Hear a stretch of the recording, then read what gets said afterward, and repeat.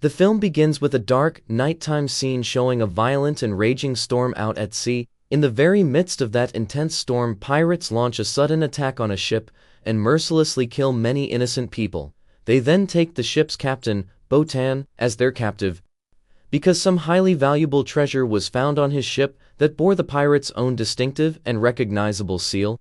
In fact, this gold originally belonged to the pirates, but someone had stolen it, and now they want to get it back. They start interrogating Botan, but he doesn't tell them anything about the gold. When they investigate the ship, they discover a mysterious handwritten letter that reveals which island the crew came from.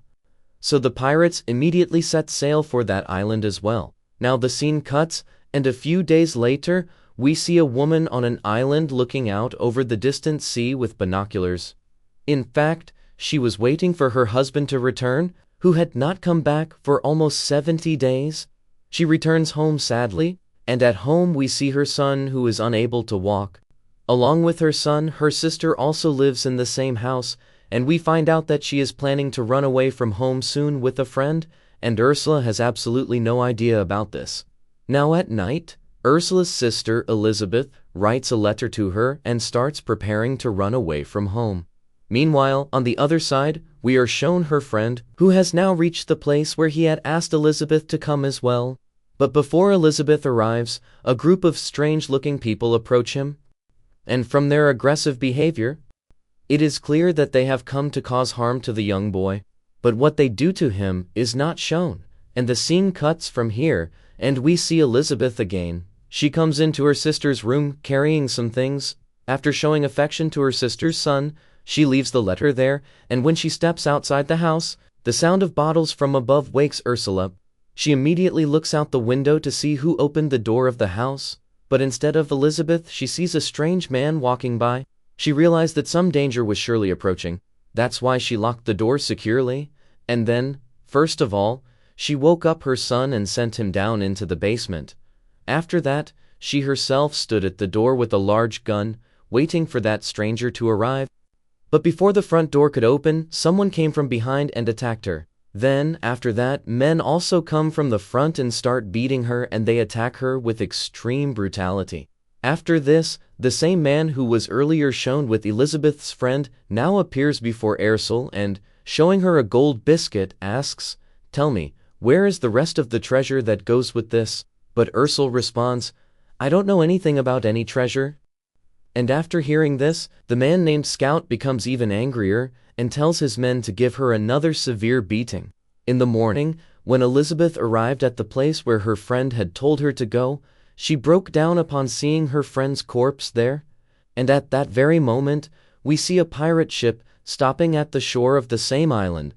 The pirate captain Corner had arrived here with a large army to search for that gold. Now since the people on the island had already seen that these were pirates, that is, bandits, they knew the pirates would surely harm them. Soon, chaos erupts on the island, and all the women, elderly and children are hidden away in the church. Meanwhile, all the remaining people stand ready here with weapons. They had large, powerful cannons to destroy the pirates' ships. But before they could fire the cannons, the pirates started shooting at them. This was a time when guns had just been invented, and the people of this island didn't even know about guns. Elizabeth, who had seen everything from a distance, became frightened and hid right there. Now Corner comes here and starts asking everyone which house belongs to Botan. Hearing this, everyone reacts strangely and says, "You brought such a big army just to catch an ordinary girl who catches fish?" So here, Corner tells everyone, "You all have been deceived until now.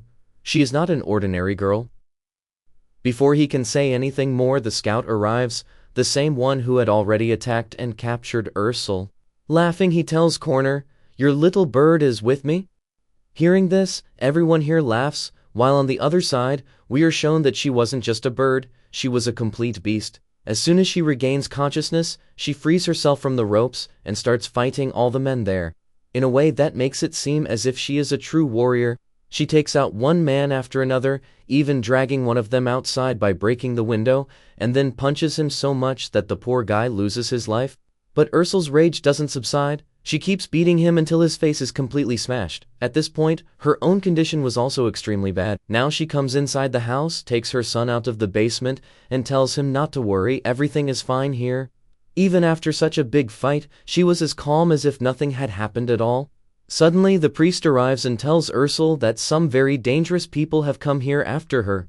They won't leave here without you, and in the process, they've killed many people in the village. Hearing this, Ursula says that she should immediately leave from here with her son, but the priest says no, that would only cause more destruction here. You get your son out of here and try to stop all of them. At this, Ursula fell silent. During all this, she also found out that her sister had run away during the night. Ursula knew that she must also be in danger now, so she says to the priest, "Please take my son and get out of here. I'll go and find my sister." With a knife in her hand, she was quickly moving forward. She was heading towards the same place that Elizabeth had mentioned in her letter. It is shown that Elizabeth was also returning home along the same path, but suddenly someone covers her mouth from behind, and she gets very frightened. But it was Ursula who hugs her and calms her down. Crying, Elizabeth tells her that these people killed my friend. On the other hand, we are shown Ursula's house. The people searching for Ursula had reached her house, but not finding Ursula there makes them very angry. Anyway, they start searching the house, and here too, they don't find their treasure. Because of this, Connor starts to go mad with anger. He comes out of the house and sees wheelchair tracks leading away from the house. He remembered that Ursula's son cannot walk. He instructs his people to follow the wheelchair tracks because he strongly suspects that Ursula has managed to escape from this place with her son. But it was only the priest and his son on that part. Their wheelchair was stuck in a pit at that time. Now the priest was unable to get it out. They hadn't even gotten out of one problem when they started hearing the sounds of another. Someone was quickly approaching them. They get scared, but then realize it's Ursula and Elizabeth. Ursula quickly rushes over and pulls her young son out. Then she carefully takes out a small wooden raft she had previously hidden away there. She seats her sister and her son on the raft and tells them to cross the river. To cross the river, she had already set up a path across it in advance. She told them to go hide there and also gave them hope by saying that she would come back soon to get them. Meanwhile, we see that Connor and all his people also arrive at the place where these people had left the wheelchair. Seeing the wheelchair, Connor realizes that they can't be too far away. They now start following the tracks present there, and we see that only the priest is left on the other side of the river. The other three had already crossed over to the opposite bank. Now, the poor priest risks his life to save them. Connor doesn't kill him. He simply fires a shot into his leg just to threaten him. But even then, he doesn't reveal anything about Ursula and his family. So now Connor orders his men to cross the river. His men do enter the water, but they are unable to reach the other side, because there were many crocodiles in the river that attacked and killed them. Anyway, Ursula stays behind to confront those who managed to cross the river, and she sends her sister and her son away from there. Although all these people had modern weapons, Ursula only had a single knife, and with just that one knife, she fights them all so fiercely that she defeats and kills every one of them. When her sister and son, hiding behind a distant tree, witness all this, they are also left in shock. Just then, Ursula hears a voice from afar. It was the pirate captain. He says to her, "Enough of this spectacle. I won't play this cat and mouse game anymore. You will bring my entire treasure to your house tonight, and in exchange, I will spare your husband's life." Now, as soon as Ursula finds out that her husband is being held captive by these people, she can't say much and simply agrees in the pirate's language. After that, she takes her son and sister to a secret house that absolutely no one else knew about. And inside this house, all the various items related to the ship were kept. This house was not established by anyone else but by Ursula herself. Until now, her sister and her son were extremely confused. They ask her, "How did you manage to do all that? How did you defeat all of them?" Ursula no longer hides her truth from them and reveals, "I too used to be the captain of my own ship. But many years ago, when we were once traveling across the open sea, Connor and his fellow pirates suddenly attacked us. Although I was still very young at that time, I remember that I still fought back bravely. Despite all of that, there were far too many pirates, and they eventually killed everyone else on my ship. After that happened, they took me away with them. Time passed and I continued to live and grow among them. I became a part of their crew. They were the ones who trained me to fight, and that's the reason why today I am able to face all of them alone. But believe me, Ever since I got married, I left all of that behind. But now these people have come here after this gold. Anyway, after this, she starts working on her plan, and at night she tells her sister, "If I don't return for a long time, then you take my son and escape on this ship, and don't worry about me at all. I will definitely find you and come back to you." After that, she takes her weapons and leaves from there. Meanwhile, Borden is brought back to his house. When Borden sees blood outside his house, he is devastated because he thinks these people have killed his son. At exactly this time, we see that Connor's companion was trying to convince Connor that there was no need to do anything bad to this man. "We just want our gold, after which we'll leave from here." He was afraid that Connor might kill her husband to take revenge on Ursel, because in the past it was Ursel who had deceived them and gotten married. Here, evening turns into night outside Ursel's house, and Ursel does not return. Her husband also gets tired, and all these people keep waiting, when suddenly she emerges from behind a well. She comes out through a tunnel passage, and as soon as she appears, she quietly starts killing everyone one by one. After this, she goes inside her house through another tunnel, and meets her husband. At this time, her husband was crying and apologizing to her. He says that all this is happening because of me. Our family is in trouble because of me, because I stole a piece of gold and took it onto the ship. But believe me, I did all this for our son. His treatment was possible.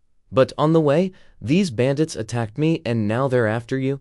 Here, Ursula assures him that nothing will happen to their family. When she tries to free him, she realizes that his chains are locked with a padlock. She then gives him a knife and leaves, and when Connor arrives, Ursel stands outside, gathering his people. She tells everyone that she has planted bombs all around, and if anyone accidentally steps on one, it will explode and that person will die. So no one should try to move from their place. As promised, I have brought your gold, now hand over my husband to me. Hearing the commotion, Connor also comes outside and says, "How do we know that you have really brought the gold?" So Isel shows them the gold she brought, and Connor then calls her husband outside. For a moment it seems like everything is fine, but just as Lee suspected that Connor would definitely take revenge on Isel, that's exactly what happens. This time, he had positioned a sniper at a distance, who shoots her husband, but luckily, the bullet just grazes him, and in this rage, a fight breaks out between Isel and all of them. Isel was attacked from all sides by these people as well. While she was busy fighting all of them, Connor approaches her husband and places a huge sword right over his chest. Isel says to him, "Don't do this, let him go. Your enmity is with me." But Connor completely refuses to listen. And right in front of Isel, he violently stabs her husband in the chest with the sharp sword, killing him instantly. When Isel moves forward to save him, Connor's companion Lee shoots her in the leg, and she too falls to the ground, wounded. This time she was in a lot of agony. Connor came up to her, grabbed her by the hair, lifted her up, and said, "Enough, give up and come back with me." From their conversation, we learned that Connor still had strong feelings for her, and wanted Isel to remain the captain of the pirates with him, but she still firmly refused to accept that offer. Now she picks up a nearby torch, burns the rope of a well behind her, and then jumps into the well herself. Meanwhile, on the other side, as soon as they start to open the heavy gold chest, a bomb hidden inside the gold explodes, killing many of Lee and Connor's men. This makes Lee extremely angry, because he had already told Connor not to seek any old revenge, but just to take his gold and leave immediately. But today, because of him, many of their people were killed, and now their strength had diminished.